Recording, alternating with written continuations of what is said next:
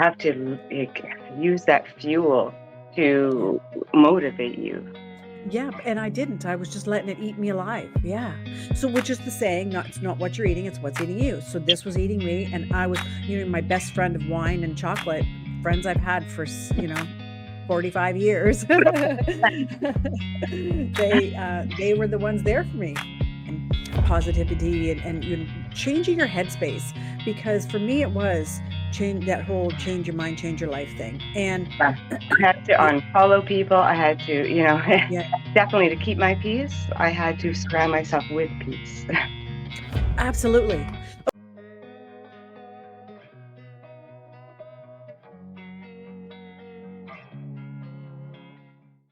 Okay, I am here today with Nikki Gallant, and we're going to have a little discussion about the theme of this one is called "It's Not What You're Eating; It's What's Eating You." Talking about journeys of mental, kind of a mental negative headspace, and how that manifests in body image, body positivity, all that kind of stuff. So, tell us just the quick elevator pitch on you, and even how we got to meet, which has been only 2 years. We haven't known each other a long time, but yeah. So, Ah, tell me a bit about you.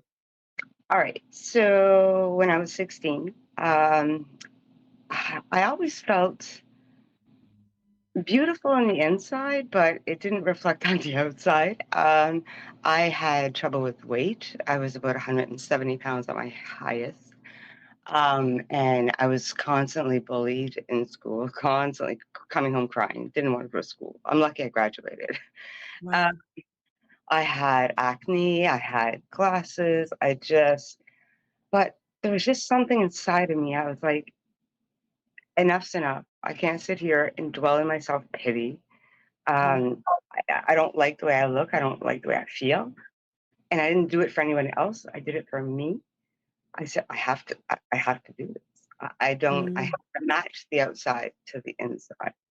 So mhm, I started on my journey. I was 16. I started dancing in my bedroom at night, like constantly dancing, painting because dancing is one of my passions. I love to mm. dance. So I thought cardio, you know, Yeah. and just it started from there. I never stop. I walk. I just had to put myself in that position where I could use that self-pity as fuel. That was my Mhm, fuel to reinvent myself. mhm. And once I did, like in high school, I thought to myself, I'm gonna go back at my 10-year reunion. I'm gonna knock everyone's socks off. I didn't even go. Uh, I didn't need their validation. yeah, that's true. That's true. Good for you. I didn't need their oh my God, you look. I felt it. I didn't need Mm, that outside mm, validation because it was my dad's 50th birthday, so he was always there for me. I didn't care mm. what they thought. Yeah. Uh, So what was it that got you to 170 pounds? Because you're not that tall. What are you, like 5'3", 5'4", 5'5", something like before, that? Mhm, mhm. I it was poor eating and just like I said, I mean, I was definitely never popular in school, so I just ate my feelings. Mhm, I totally ate my feelings, and mhm, like, I just used that rejection and the rejection, constant rejection is just, I just ate my feelings. mhm. Well, and that's, again, what the saying with "It's not what you're eating, it's what's eating you," and it's true that they talk about friend, or even in some cases, people, if it's alcohol or, any kind of substance, but it is a friend.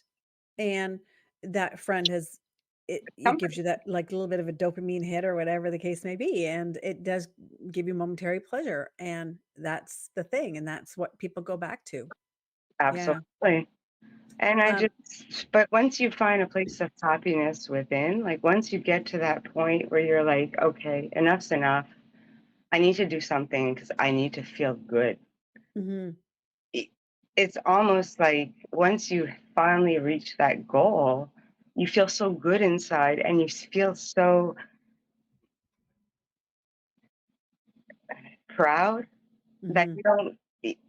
it just takes away all that negative feeling that or that need for that comfort because Mhm, your mhm, self comfort, like you mhm, comfort yourself by feeling good, and now I don't I don't overeat, I don't overindulge. Like I still eat the things I love. I mhm, don't stop eating pasta. I don't, mm. I still eat chocolate, but on very like I don't eat it regularly. Well, it's true, and it's funny too for me. I'd mentioned to you off camera that my last year, when I moved up to New Brunswick, how that didn't resonate with me at all, and it did put me in a funky headspace. And it was a total self-soothing with chocolate and wine, and I didn't care. Actually, I'd work. yeah, you're right. In Alberta, I was very unhappy, and I moved there in 2013.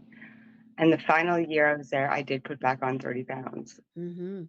And that was a lot for me because I was back up to like over 150. Yeah. And yeah, and I used all that feel. Yeah, I was very unhappy. I Hmm. was like secluded from my friends and family. I found out my ex had cheated. So I was just very Mm-hmm. eating my feelings. And then I used Hmm. it as fuel again. I was like, you know what? I got this. And it's funny, I find too that when you, I don't, it's a chicken and the egg thing because I find when you are feeling fit, when you get yourself into a better fitness um, space, health space, that it is like you don't. It's like for me, I'm not good at self discipline. I'm not. If I'm the person at the grocery store when they've got all those impulse purchase things. It's like, yep, I'll take that Reese's. I'll take that. Not, I'm that person. I have no self discipline, and it's funny how I find that. I had posted on Facebook the other day about how I was dying for some fish and chips, and instead, I made myself like a tuna salad with, like celery, like different kind of vegetables and raisins and onions and stuff. And then I just made some sweet potato, no, my homemade French fries.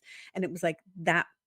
And I didn't feel like I was deprived. It was like I just saved myself like what, I don't know, maybe 2,000 calories on the made it fish and chips. But it was like it doesn't feel like a sacrifice when you get into that headspace. And I just find that so interesting that it's like it's not like torture when you flip it around like that, and I just like I said, I don't know if it's a chicken and an egg thing because, funny, when I got down to Nova Scotia, I moved down here, Yeah, things, I agree. but when I got down here, and even after that hellacious move, even after the first night I was here, I felt free. I just felt like I could breathe. It was like, it's different. It's like it was just totally different for me. And again, I did do a little self-soothing with cheesecake and stuff. It was my birthday on January Absolutely. 13th. So I I let myself have those 2 weeks of just doing what I wanted to do, and yeah, yeah, yeah. Yeah, you have to, and you got to just keep in mind that when you're doing when you want to get to that headspace of like having that peace and that you're doing it for you. When you're Mhm, doing it for someone else, mhm. you'll never get there. No, no, But no, no, when no. you want it, Yeah, you'll get it. You just have yeah. to keep at it. It's like So anything. and that like I said, that brings us back down to that, and I'm sure there's stats on it, but it brings us back down to, okay, when I first wanted to lose weight, I just segued there, sorry. When I first wanted to lose weight, you know what I said to myself? I because I'd gained some weight, just having those sedentary jobs where I was at a desk. Oh, I hate those Uh, jobs. And I Um, love my job. yeah. I hate them, but But I used to meditate to myself and say, "I don't identify as a fat person. I don't identify as a fat person. I don't identify as a fat person." And so I identify as a skinny person. And so I would say that to myself every day. And then it just all of a sudden my mind was like, okay, then let's do it. And again, it wasn't like a big sacrifice thing. It was like, yeah, we don't identify as a fat person. Let's get on this. And I could change my whole um reason for my eating and everything. Yeah. definitely, like, and when finally lost the weight and got down to what I want it to be, I went and did a boudoir session, like, because I love photography, I'm Mm. very creative, and I love creating pictures and photography, so Mhm. I was, like, one-on-one with the photographer and telling her, like, what I wanted to do and had these little like, it was great, and it's empowering. Mm. Yeah. Like, when you do that, it's something for you, and it's something that even if you don't ever show those pictures, it's, "I've done this." Mhm. And it makes you feel good because they yeah, it just Yeah, that makes you're those right, that would be a ballsy one. Yeah. Yeah, yeah. people want us to live, I mean, Yeah, right? But yeah. it does, it really does empower you. It doesn't matter, like, they make it they make it fun, and Mm, it's a feeling that I'd never felt before. It just nice. really empowered me even more, and I don't and I never talk to people to I never like, I'm very humble. If Mm, they ask me questions, I'll answer, but it's only ever to inspire. Like, I never ever mm, had self-pity for what I went through in high school, or you know what I mean? It's like, "Hey, mhm, it happened." But mhm. you never wanna sit and dwell in that. You Yeah. you gotta keep moving. Well, and I always think I can't give anybody that much power, and that really is the thing. It's like It's kind regrets or of an anything. inside job, Yeah, yeah. truly. And to give anybody that much power over your feelings, over your self-worth, over anything is criminal. Like, it's like, no. It's destined to fail. Yeah. You're if you're giving all that power to somebody else, Mhm. you're basically giving them the knife. Yeah. Yeah. I can't imagine living that way. So, you had a great relationship with your dad? Oh, yes, for sure. Mhm. Mom and dad are they are my rocks. And yeah, I mean, my mom, she had to go back to work. And so I mean they struggled, like every Canadian family. And but she never let us see her struggles. She tried to keep it buried. She ended up going back to school at 50 because she Oh, was wow. working in old folks' homes, and she got laid off a bunch of times. And so she said, I'm not going to lose my job again. Mm. She went back and graduated at 52. It was honors. She got her administrative assistance Oh, course. nice.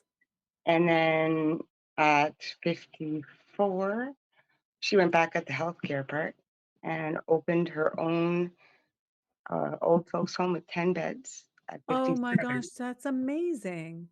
right? And then at Yeah. 65 was able to retire, sold her Wow. business.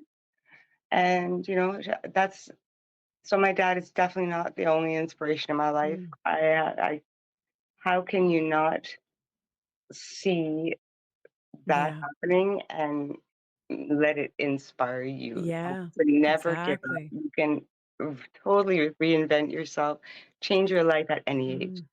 Well, exactly. That going back to school at 50 years old, is totally something I would do. I've had I don't know how many careers. I love learning new things. I am that's my biggest passion in life is learning something new all the time. And yeah, I think I Same. mentioned at some point in this podcast, if I had all the money in China, I would be nothing but a student and do art. But I love arts and crafts. yeah, yeah. Yeah. Speaking of that back to that motorcycle accident, honestly, he's lucky to be alive. Oh, I absolutely. At 1 inch to the left, and he would not be here.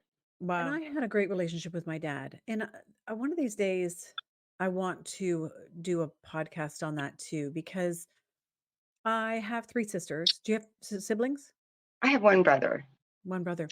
So I Mhm. have 3 sisters, and I say, and I've said this all my life, if you had all 4 of us write down our life story, it would be like we all grew up in different households. And Uh, right. I just find it interesting how, that whole nature versus nurture, who was born with what mentally, what because yeah, how things affect people and why I was daddy's little girl, and I find for me, that has made me a very different person than a lot of women I know, and a lot of women I know didn't have that dad was their like, I could do no wrong in his eyes, no wrong. Here. I think, yeah, see? And I think that there I got again the best of both worlds. I was like yeah. Mommy's little helper. I always help Mm, bake and I help cook and I help clean. And then I was also the rugged boy. I got to go fishing with dad and hunt and prepare the meat when when he caught mm, something. I help them bottle stuff. I help them, stain his cottage. I help mm, like I they did so much for me. That's the only way I could think to repay them. mhm, So mhm. But and I even that helps to make you self-sufficient and everything. oh absolutely. Yeah. Yeah, I I was in the woods off grid and I'd be happy girl. Mm. I was daddy's I was the tomboy as much as a tomboy as I could be. I wasn't like a real tomboy, but I was the person that helped my dad with, home projects and all that. I was the one who shoveled the snow with him, and I was the one who did all that stuff. The other 3 were the females of the and I was the boy. Yeah. It was both though. Yeah, I still got to be feminine, Mhm. but also very tough. So, because Yeah, yeah. my dad has a motorcycle accident. I was only 5 weeks old.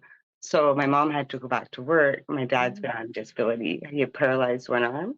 Oh. So he was always at home and we always did projects and Mm. got to help him out a lot. And so for that, I'm grateful. Yeah, And I feel very blessed and lucky to have both my parents still in my life. And, you yeah. know, yeah, they're going strong 50 years this year. Wow. Yeah, my mother and I didn't have a great relationship. Um, uh, she'd even mentioned later in life. She left my dad in 75. I was 13. Yeah, And so and we didn't have a good relationship because I saw what that did to my dad. I I wasn't happy with her. And so we became friends later on in life. But shit w- tough. e- even yeah, and even when she had mentioned that she resented me when I was young because I looked a lot like her and then I was her husband's favorite. I think that was more than she could mentally grapple with. But see, she was a runner-up for Miss Toronto in 1957, Wow. and being a beauty queen and being coveted for her looks was something that was instilled in her hardcore by her mom. And so I think that that is what played out for her then, having 4 kids as a good Catholic should all in a row and, gaining the weight from that and then all that stuff. So there was that whole, when I say anything about my relationship with her or any of that, it's no regrets. I mean, we're all doing the best we can, right? Yeah. So mental health again. So it brings us back to the mental health thing and the fact that this has really played a big role in people's mental health and stuff. I know personally some people that have struggled in the last little while and continue to struggle. And again, I feel like obesity rates are on the rise. I feel like um, mental health and self image and self worth and uh, you know, It's everywhere. Like, it's everywhere. although, like, it, everywhere you turn, like, people are so either insecure or they're like, and it's like as if Facebook is almost designed to do that. Like, I Mm, don't know. I, yeah, it's just, they just want to be somebody else and their mental health is yeah, struggling because of it. And they can't, like, when they closed the gyms, I was always at the gym. yeah, I was sad, I know, but I yeah, worked at home, but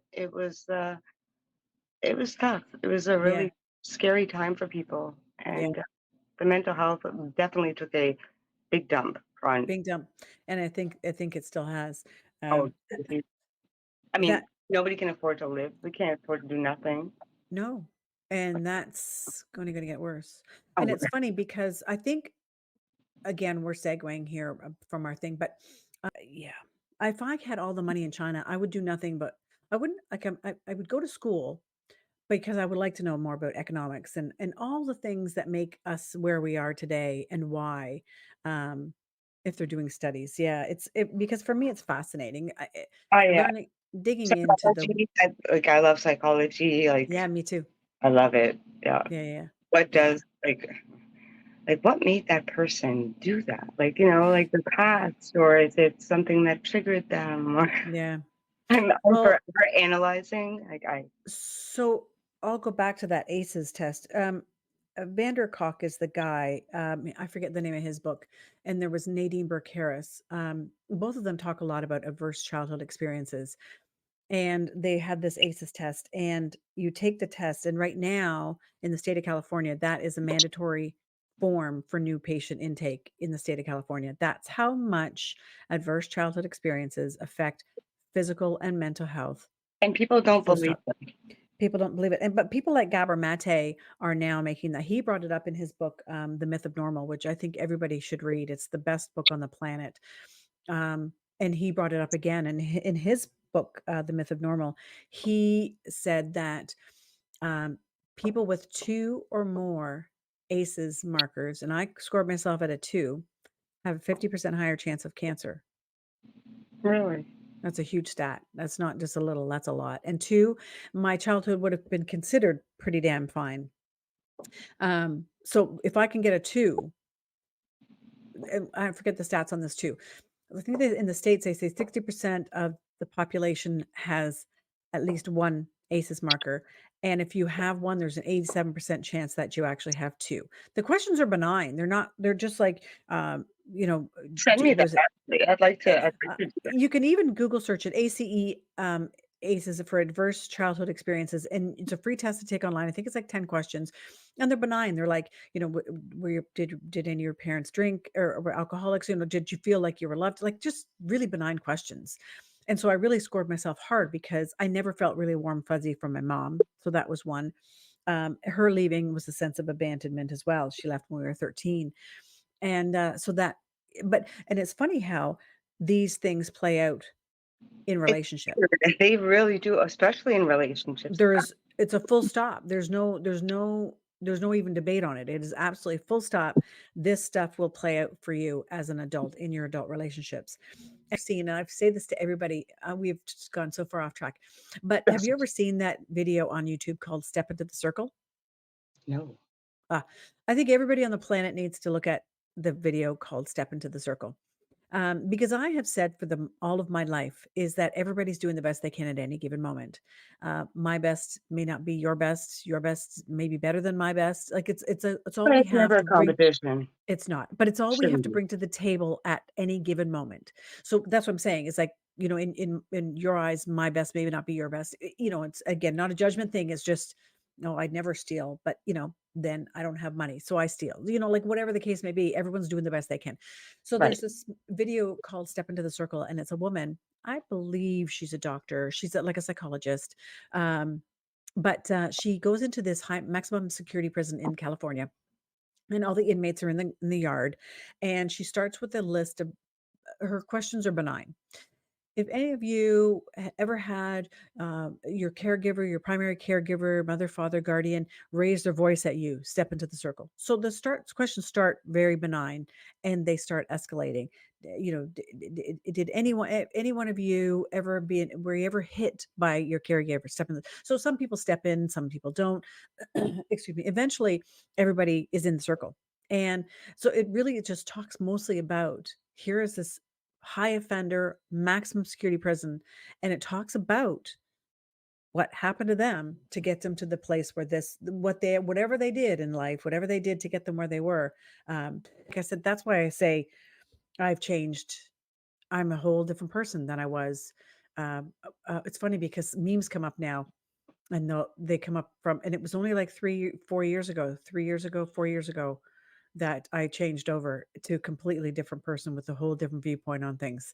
And so I think to myself, if me at 59 years old can see the light of day and make those changes, I'm hoping other people can too. I'm counting on Anybody can reinvent themselves at any age. any age. And that's the thing too. I'm always about that reinventing. And who and I yeah. Sometimes I don't understand why people don't. It's Right? we've got this one life, like, take the chances. Take the chances, just do it. Just do it Yeah. and do whatever you need to be at peace with yourself and happy with your accomplishments. Yeah. I was 21 years old, and I was on a GO train in Toronto, heading to downtown Toronto, to do a job, and you can move between the cars and the GO train, not the subway, but you can in the GO train. And I remember sitting there at that young old age and looking at the miserable faces that kept coming into the cars looking for a seat. And I said to myself, I never, ever want to be there. I never want to be to the point in my life where I just can't stand where I spent 10 hours, with your commute and then the 8-hour job. I never want to be there. And I never have been there. I'll quit a job before I get myself to the miserable state. And I mean, that's why they call it the golden handcuffs when people stay at jobs because they get paid well, and they call it the golden handcuffs because it's like, I can't That's afford to kind of leave. like a relationship that you're not happy as well. When you stay Yeah, in yeah, those yeah. relationships Yeah. because it's like you're Yeah. handcuffed and Yeah. you're stuck. Yeah. And once you actually get out of it, you realize just how miserable you were. Yeah. Oh, Well, thank yeah. you again so much for your time. I enjoyed our conversation. Same here. Good. Anytime. Good. Thanks so much. Talk to you soon. Take care. Okay. Bye now. Bye. Hi, thank you so much. I hope you enjoyed that content. I would like to ask if you would please subscribe to the channel. It does help the channel grow more than I can say, and I really appreciate the support. Thanks so much.